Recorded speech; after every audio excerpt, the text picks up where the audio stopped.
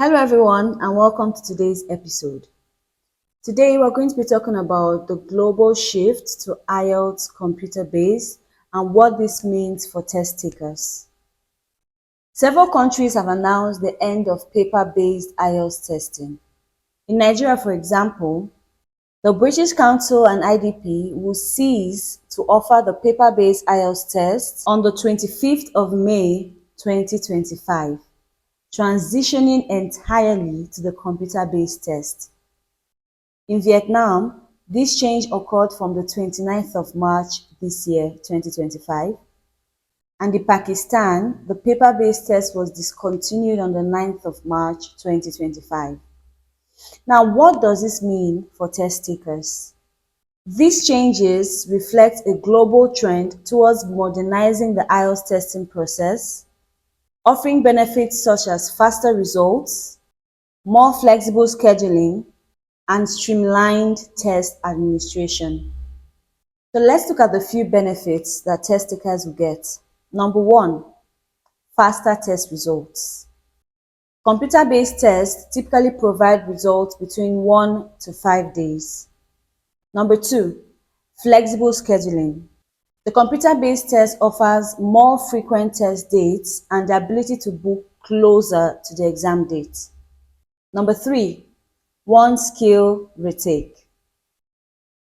This is an option to retake just one part of the test without retaking the entire exam, and this is only available in the computer-based IELTS test. Therefore, it is very advisable for test takers to familiarize themselves with the computer-based test format and utilize available preparation resources to ensure a smooth transition. Now, let's go into more specific details about how things will change if you've taken the paper-based test before and you now have to take the computer-based test. Starting with the listening part, the first thing you need to note is that no extra time is given at the end. You probably know that for the paper-based test, you're typically giving 10 minutes at the end of the test to transfer your answers from your question paper to your answer sheet. However, since there is no longer a physical paper, there is no need for this time, and so there is no extra time to transfer your answers on the computer-based test. Number two, everything appears on screen. You have to type in your answers on the screen. So nothing will be handwritten. The questions will appear on the screen and you have to type in your answers on the screen. Now, some benefits of the computer-based test for the listening part is that there is less paper handling. So you don't have to handle your question paper, your answer sheet and all that. And there is a built-in volume control. So you can easily increase or reduce your volume as you please.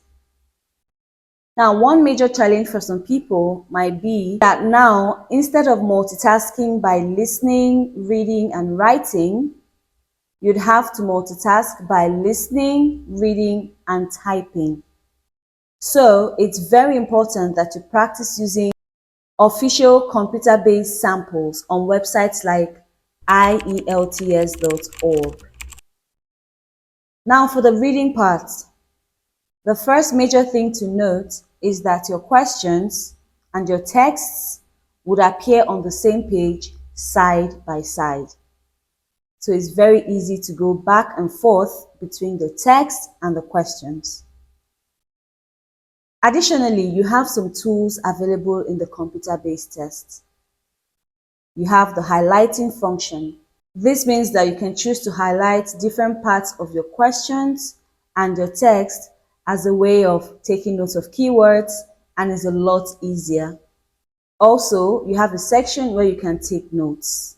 Another advantage is you can go back and forth very easily, unlike the paper-based test where you have to keep flipping pages.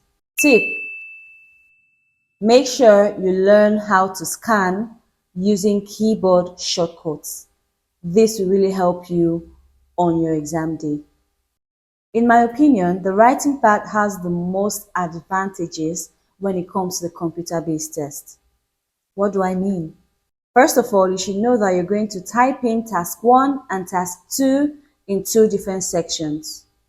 just like you have two different answer sheets in the paper-based test. Now, here's where it gets amazing. Number one, the word count is shown live. So you don't have to worry about counting your words manually to make sure that you have written up to the word count. Number two, it's easier to edit, copy and paste, delete, or rewrite. Now, if you've ever taken the paper-based test, you'd understand how amazing this is. You wouldn't worry about cancellations, having to rule out lines. You wouldn't worry about the fact that, oh my God, I've skipped a whole paragraph, and things like this would usually mess up your writing score. But when it comes to computer-based tests, you don't have to worry about any of that because you can easily edit your work. However, you have to be a decent typist, okay? You should be able to type at least an average speed.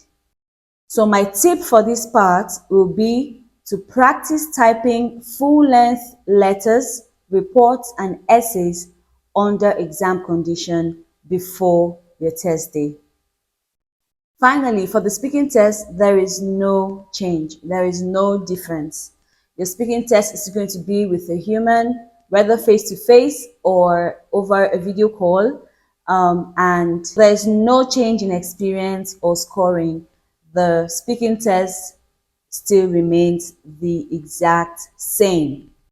So in summary, if you're not someone who types fast, I suggest you should start working on your typing skills and also your ability to read on screens if it's not something that you're used to. In conclusion, how do I suggest you prepare yourself for this switch? Number one, use official IELTS websites for your practice, such as IELTS.org, IDP, British Council. Number two, simulate full tests on your laptop. Number three, improve your typing speed and skills using free typing websites online. Number four, familiarize yourself with keyboard shortcuts. Ctrl+C for copy, Ctrl+V for paste, and the rest. And number five, practice listening while reading and typing. Now I'd like to know, have you tried both formats? Comment down below with the one you prefer. And if you would like a full mock breakdown, subscribe and turn on the bell.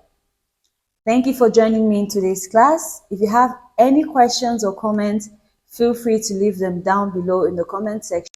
I'll get to them as soon as possible. See you in the next one. Bye.